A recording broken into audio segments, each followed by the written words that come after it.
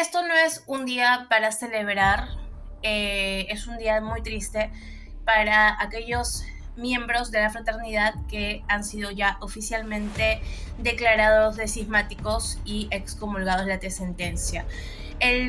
La Santa Sede, el Dicasterio para la Doctrina de la Fe, acaba de sacar un decreto donde confirma las excomuniones no solamente de los obispos, sino también de los laicos que se adhieran a la fraternidad. Incluso aquí ya no solamente los sacramentos serían ilícitos, sino en algunos casos inválidos. Y mucha gente dirá, pero esto lo ha publicado el Tucho Fernández, es el menos indicado para hacerlo, ¿no? Pero, a ver, aquí hay que entender algo muy claro. Nada de lo que haga el Dicasterio para la Doctrina de la Fe sale sin autorización papal. De hecho, esto ya lo había advertido el Papa León XIV cuando pidió por última vez a la fraternidad que no realicen este acto porque iban a recaer en cisma y por ende en excomunión, y también dijo que las penas canónicas se iban a endurecer si esto sucedía. Lo que dice lo que han publicado en el Boletín del Vaticano. El decreto está firmado por Víctor Manuel Fernández, prefecto del Dicasterio para la Doctrina de la Fe, y también por los secretarios de las secciones disciplinar y doctrinal, Monseñor John Kennedy y Monseñor Armando Mateo. Bueno, obviamente acá identifica a los participantes en las congregaciones episcopales ilícitas a Monseñor Alfonso Galarreta, que es el consagrante principal, y Monseñor Bernard Felay, que es el consagrante, ¿no? Ellos obviamente incurrieron ipso facto en excomunión late sentencia.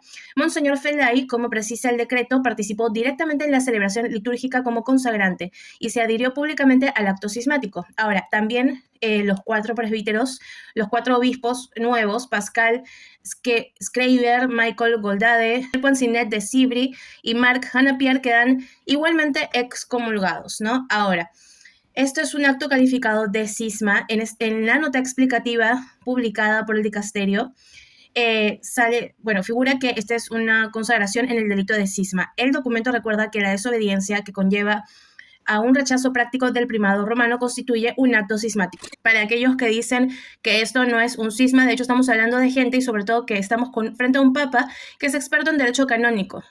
Ahora, nosotros ya sabíamos que las excomuniones, como dijimos, eran inevitables, es lo que se veía venir, pero también, no solamente a los obispos, sino también se considera delito de cisma a aquellos clérigos e incluso a los laicos. El cardenal Müller, de hecho, había pedido que se vuelva a crear una estructura como Ecclesia Dei para recibir a aquellos sacerdotes que se retiren de la fraternidad después de este cisma. ¿Cuáles son las consecuencias canónicas que tiene este cisma? Todos los clérigos de la fraternidad San Pío X se encuentran en cisma, todos, y deben ser considerados cismáticos sujetos a la excomunión prevista por el canon 1364 del Código de Derecho Canónico. Los fieles laicos que se adhieran formalmente a la fraternidad también incurrirán en excomunión late sentencia conforme a los criterios establecidos en la nota explicativa del Consejo Pontificio para los Textos Legislativos de 1996, que el Dicasterio hace suya. O sea que los cismáticos también vendrían a ser, lamentablemente, los laicos que pertenecen a la fraternidad. Ahora, acá viene algo más fuerte. Dice, los sacramentos administrados por los ministros de la fraternidad son ilícitos. Esto normalmente sucede cuando hay este tipo de desobediencias, pero el decreto declara también que las absoluciones que impartan en la confesión y los matrimonios que celebren los sacerdotes de la fraternidad no solamente son ilícitos, sino que son inválidos por carecer de las licencias y a la autoridad que se requieren. Entonces, los sacramentos que se impartan en la fraternidad San Pío X, lamentablemente, no solamente son ilícitos, sino también inválidos.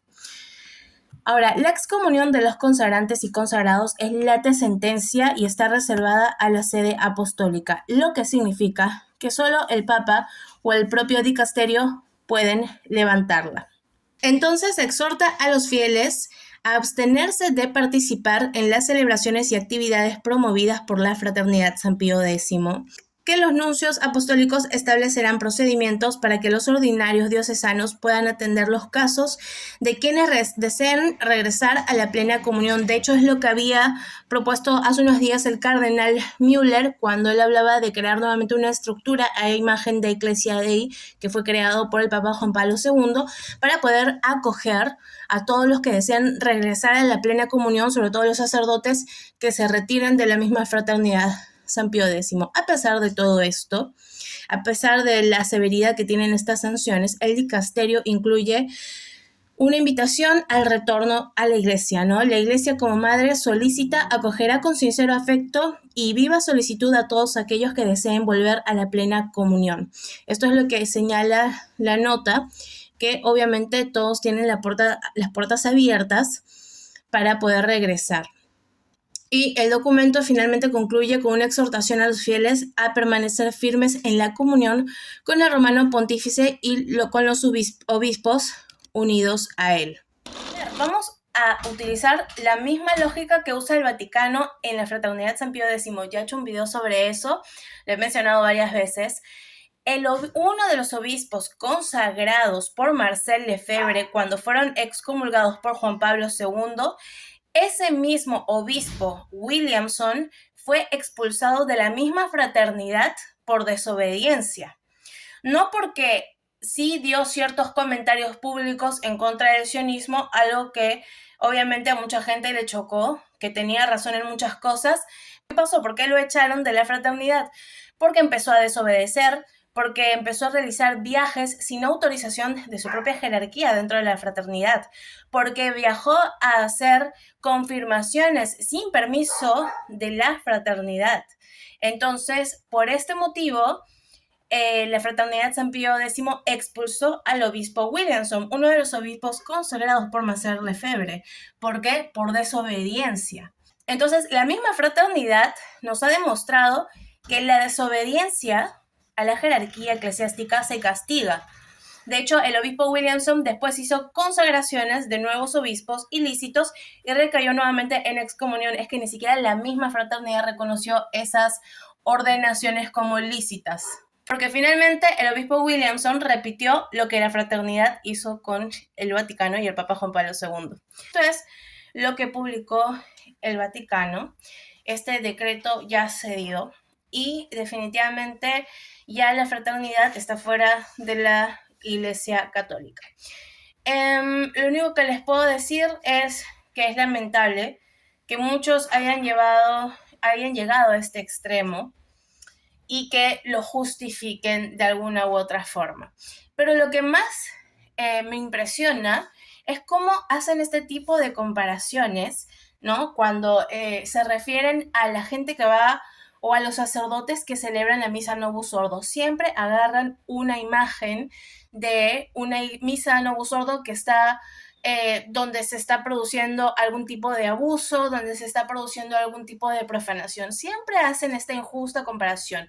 ¿Y por qué no hablan de los sacerdotes que celebran la misa Novus Ordo? Incluso dan la vida por sus fieles, como sucede en Nigeria. Todos esos sacerdotes que son secuestrados y desvividos celebran misas Novus Ordo. ¿Y qué vamos a decir de ellos? Que están en el error, que no están haciendo lo correcto. Por favor, hay que tener más humildad, sacerdotes que dan su vida, sacerdotes que se dedican realmente a asistir al pobre, sacerdotes que se dedican a cuidar gente que está abandonada, que está ya en las últimas de sus vidas. Entonces, realmente lo que demuestran en la fraternidad o los tradicionalistas es que simplemente la soberbia les gana. Hacen este tipo de comparaciones totalmente injustas y absurdas.